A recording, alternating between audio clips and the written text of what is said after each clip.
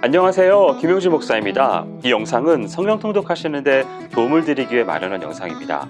통독을 하면서 익숙하지 않은 배경과 내용들로 인해 어려움을 겪는 성도들이 조금이나마 도움이 될까 싶어 마련한 것인데요. 조금만 관심을 기울이시면 읽으시는데 유익이 있을 겁니다.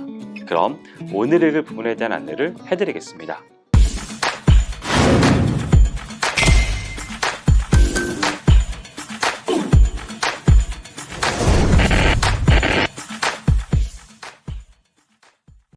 오늘 읽을 본문은 신명기 17장에서 20장까지입니다. 4장이네요. 17장은 앞장의 후반부에 이어서 계속해서 이스라엘이 가나안 땅에 입성한 후 그곳에서 지켜야 할 규례들에 관하여 언급하고 있는 장입니다. 먼저 제물을 바칠 때 흠없는 제물을 바쳐야 한다는 내용이 나옵니다. 이를 어기는 행위는 하나님을 모독하는 것이며 예물을 바치는 근무정신과도 배치되는 일이기 때문에 주의하라 라고 그렇게 당부하십니다. 2절에서 7절은 이스라엘이 가나안 땅에서 저지를지도 모를 우상 숭배 행위에 대하여 엄히 경고하고 있는 단락입니다. 모세 율법이 무엇보다도 우상 숭배 행위에 대하여 단호히 대처하고 있는 까닭은 모든 율법의 근본이 여호와 유일 신앙의 그 뿌리를 두고 있기 때문입니다. 8절에서 13절은 지방 재판정에서 독자적으로 해결하기 힘든 어려운 문제를 중앙 성소의 제사장과 재판장에게 이첨하는 그러한 규례가 나옵니다.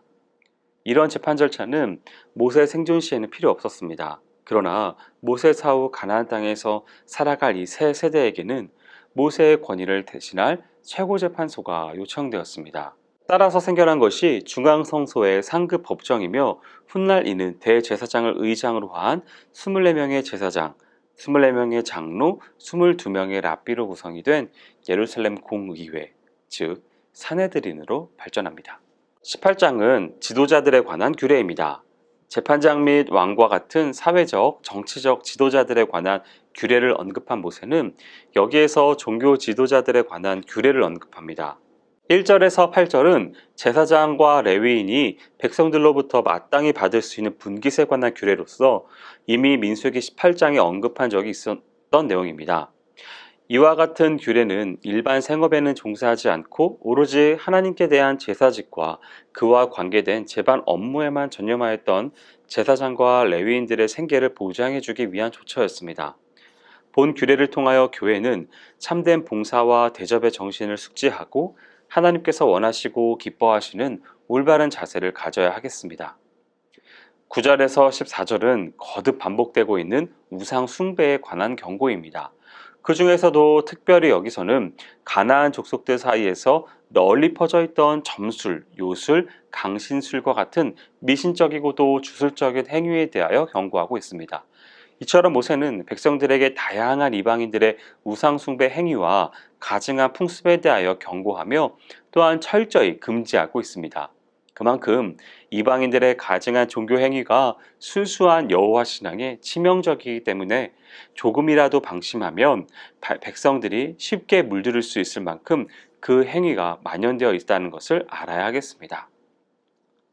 15절에서 22절은 백성들에게 하나님의 참뜻을 증거해 줄 수 있는 선지자 제도에 관하여 약속하고 있는 단락입니다. 여기서 약속되고 있는 선지자는 1차적으로 모세 사후 계속해서 일어날 이스라엘의 모든 선지자를 가리키지만 궁극적으로는 예수 그리스도를 가리킵니다. 따라서 본문은 메시아에 대하여 예언한 구절이라는 의미를 가집니다. 모세는 그의 두 번째 설교인 4장에서 26장에서 지금까지는 주로 하나님께 대한 예배와 신앙생활에 관하여 교훈하였습니다. 그러나 이제 19장에서부터 25장까지 이르는 이 후반부에는 백성들의 사회생활에 관하여 교훈하고 있습니다. 그 가운데 19장은 십계명 중 이웃사랑의 계명과 관계된 제반 규례들에 대하여 언급하고 있습니다. 1절부터 13절은 도피성 제도에 대한 규례입니다. 이는 이미 출애굽기와 민수기에서도 언급한 적이 있는데요.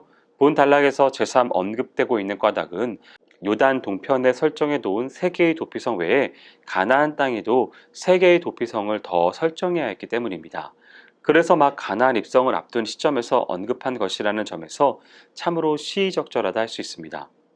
여기서 도피성 제도란 무모한 피 흘림과 보복의 악순환을 막기 위한 사회적 중재 제도로서 아무런 고의성 없는 우발적 살인한 자에게 피난처를 제공하여 피해 보수자로부터 그 생명을 보호하도록 하기 위한 제도입니다.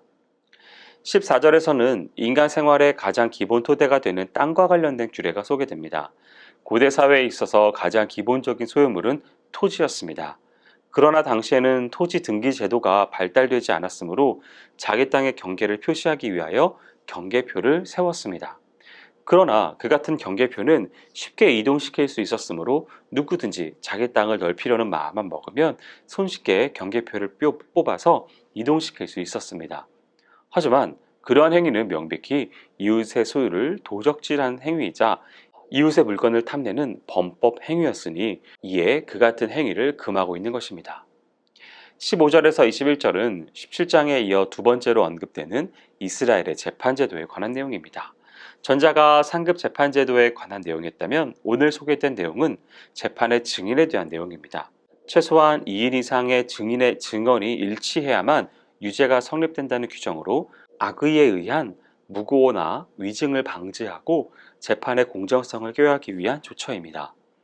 20장은 전쟁에 관한 규례와 그 기본 윤리에 대하여 교훈하고 있습니다.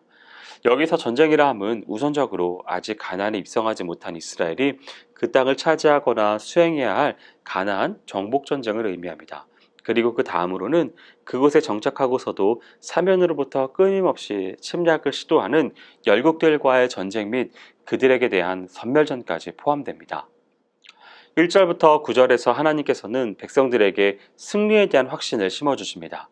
그리고 매 전쟁식마다 하나님의 말씀으로 군사들을 격려할 제사장 제도를 언급하십니다. 하지만 이상과 같은 외형적인 장치에도 불구하고 마음이 나뉘어진 군 복무에 충실하지 못하는 자들이 있을 수 있습니다. 곧 약혼이나 기타 사적인 중대 사유로 인하여 그 일에 온통 마음을 빼앗겨 버린 자들입니다.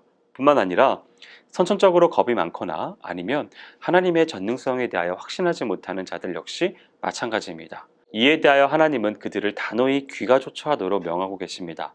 왜냐하면 전쟁의 승패는 사람의 많고 적음에 달려있지 않고 오직 하나님의 도우심을 믿고 전심전력할 때 이루어지기 때문입니다.